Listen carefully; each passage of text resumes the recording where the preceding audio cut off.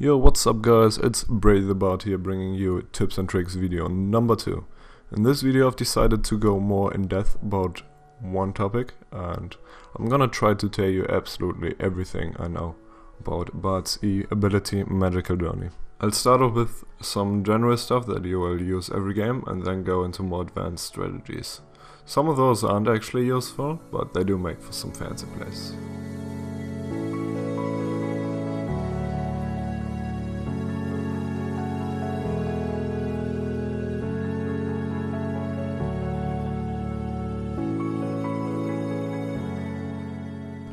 Magical Journey only costs 30 mana at all levels, so you can always use it without having to worry about mana consumption. The cooldown starts at 18 seconds and goes down to 14 seconds at level 5. With your usual 45% CDR build, this is only 7.7 seconds.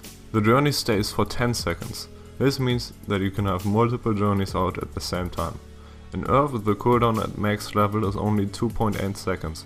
Which means you can have up to 4 magical journeys out at once. The biggest kind of mistake I see newer Bard players make is not using the journey from a range. You have to keep in mind that the journey actually has a range of 900 units and can be used on any kind of already existing terrain, however can't be used on any kind of champion created terrain such as Javan 4 ult or Nivea wall. The two most important journeys are the ones that help you set up ganks with your jungler, as well as the ones that can help you get into lane faster. If you want to set up a gank from blue side, the most commonly used portal will be the one from Tribush into lane. Make sure to place a pink ward and ping your jungler exactly where you want to go from. If you are sure that you have vision control, however, you can also set up a gank from Riverbush. This makes it more likely to get a kill. On red side, you want to wait until the enemy bot lane is pushed up far enough so that you can gank from in front of your own Tribush. People rarely expect this, and it usually results in summoner spells if not kills. Again, if you have vision control, then you can also move up your journey and use the big ass triangle wall to set up a spicy gank. Later on into the game, you might find yourself placing a journey on either nexus. You will find it very hard to enter this journey, however. In order to fix this, I suggest you use target players only for these kind of journeys. Makes it very easy to enter them. The length of the journey actually has a maximum of 2.6k units, which is about 2 screens long. However, I don't think this is possible to achieve in Summoner's Rift. The most important move revolving around his magical journey is the stun into the magical journey.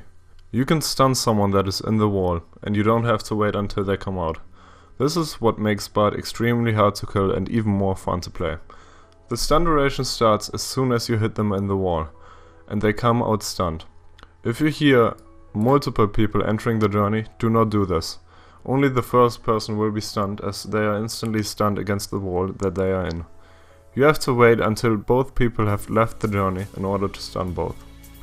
When you are on the journey, everyone can still target you and thus dash towards you. Any kind of dash works if the range is long enough. Similar to using flash, the enemy will be put to the side of the wall that is closest to you. Any kind of displacement ability will knock you out of your journey. This includes knockups as well as knockbacks. You always end up on the side of the wall that you were closest to. Be especially careful when facing a Vayne, because she will not only kick you out of your journey, but she will also stun you instantly. Magical Journey can be normal or smart casted. This has nothing to do with champion mastery, but 100% with personal preference. The delay that you'd expect of normal casting is non-existent, and normal casting can lead to more effective portals. However, it can be hard to normal cast properly under pressure if you aren't used to. Most BardMains that I personally know use quick cast.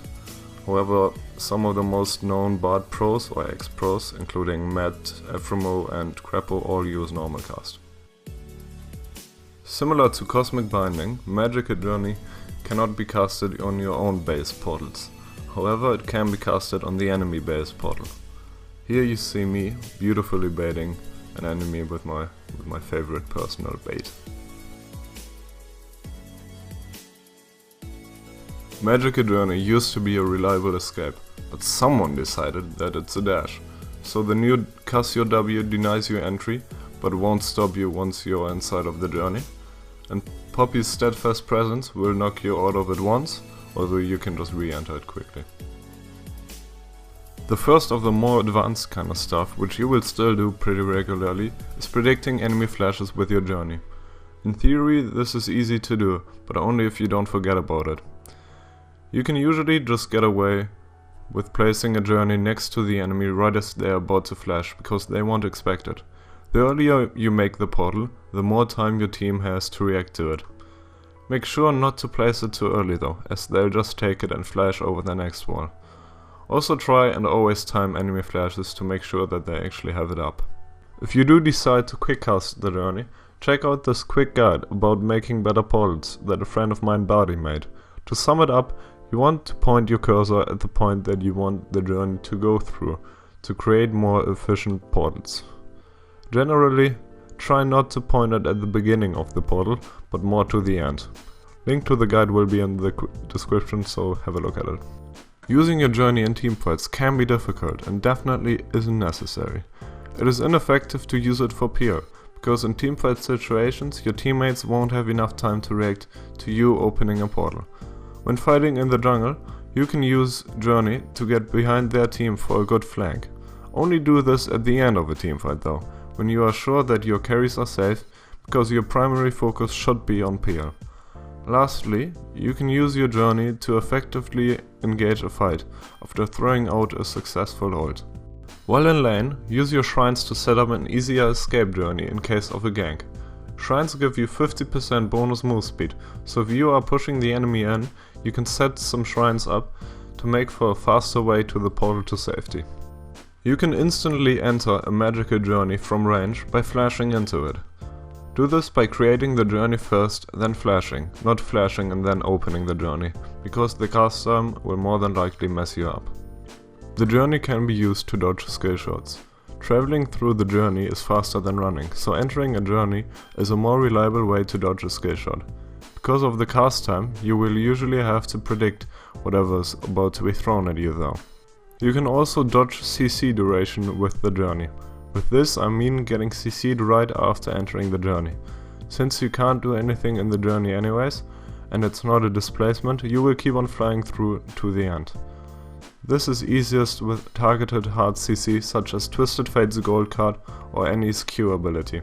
When you leave the journey, the CC will have worn off. Even though you can't flash while being in journey, for some reason you can use Smite.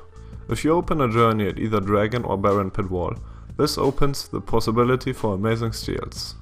Coordinate this with your jungler or play Bard jungle. It's not that bad. When enemies enter your journey, they cannot leave it. This makes hitting an ult on them really easy.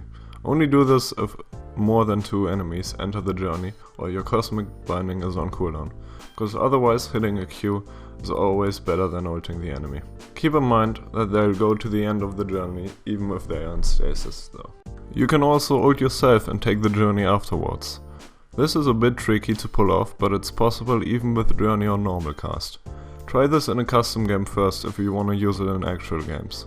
It's mostly useful for surviving damage over time, while also escaping the place of battle. Style points for surviving that ult like that. This trick is the least useful in this video, and on all of my way too many Bard games I have not pulled this off even once.